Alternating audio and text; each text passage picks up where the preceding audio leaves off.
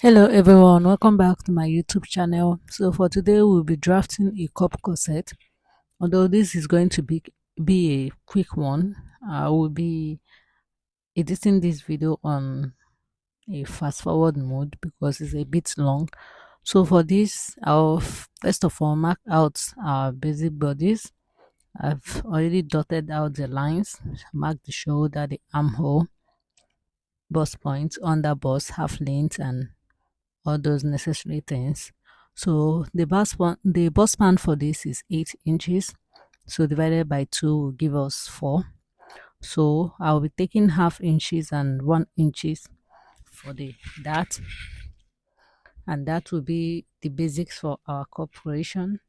At first I wanted to make the line straight, but I decided to slant it. So that is why from the center point of the full length I came in by 1 inches.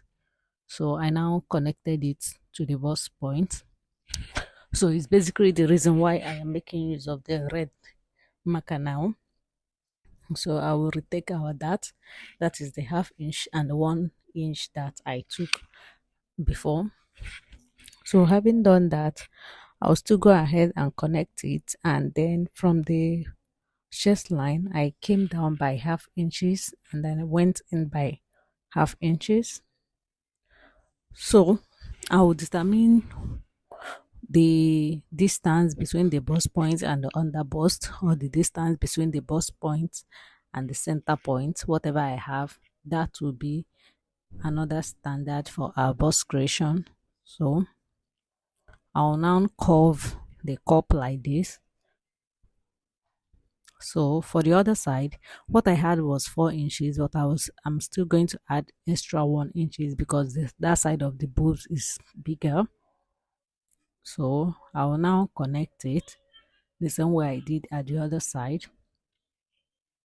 And the armhole, I'll be coming down by half inches, although I later did not make use of that half inches I came down with. So while at the center point I went up by 1 inches.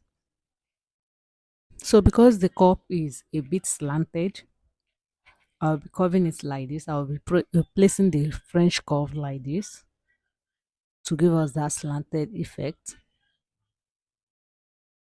So that's basically what I did there. So for the upper chest that, I'll be using half inches on both sides for the upper chest that.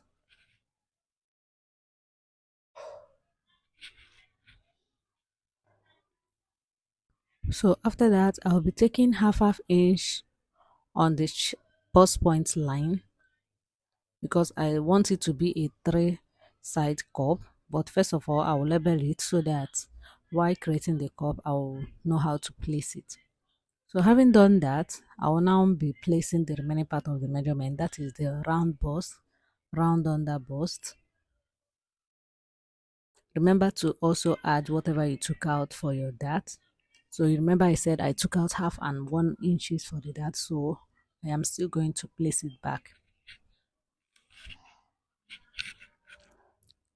So I'm also going to be adding 2 inches for the joining allowance. So for the hip, what we have for the hip is 45 inches. So having marked the 45 inches, I'm still going to be adding 2 inches for the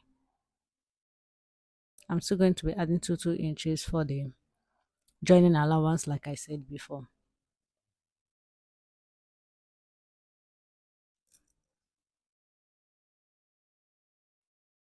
So here I'm basically just connecting the whole thing.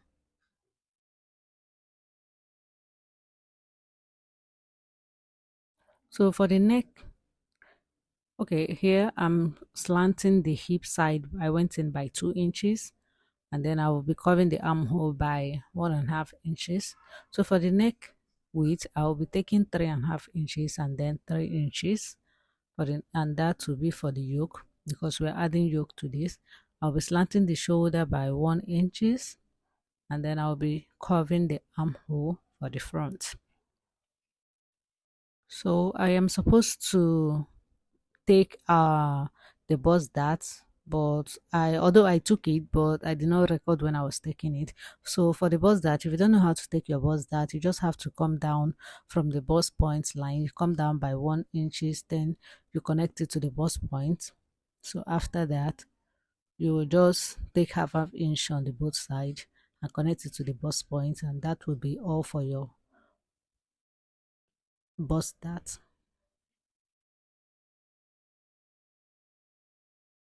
So what I did there was basically to just slant it open, then place half inches on top of another half inches, and then tape it, and that will be all. So for the cup, I will be redrafting the cup because, as you can see, one side of the upper side is longer than the other, so I need to redraft the cup. And then I'll be adding extra 1 inch because the person has a bigger boob, so that is why I'm adding the extra 1 inch.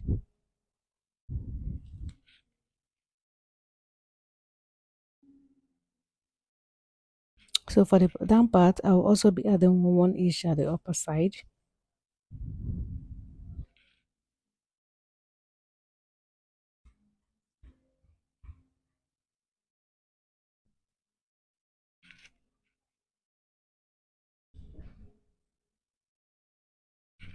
And that will be all for the cup. Bear in mind that this is not inseam allowance. I do not add any inseam allowance to it. I will only be adding inseam while I'm cutting on the fabric. I'm talking about the cup. So for the back is basically simple. I've drawn out the basic lines, and then here I'm marking out the necessary remaining body measurements. That's the round boobs, the round waist, and then the round hip. So that's basically all I'm doing here. I'll be taking a back dip. So for the back dip, you just have to determine what you have, the distance between the under bust and then the half length. Whatever you have, you divide it by 2, then slant it open and close it up. That's basically it for the back dip. So I've taken the neckline. I took 3.5 inches and then 2 inches for the neck depth, then went in with 1 inch for the shoulder slant, and that will be all for the back. Like I did at the front, I'm also going to be slanting the hip by 2 inches. So this is it. Okay,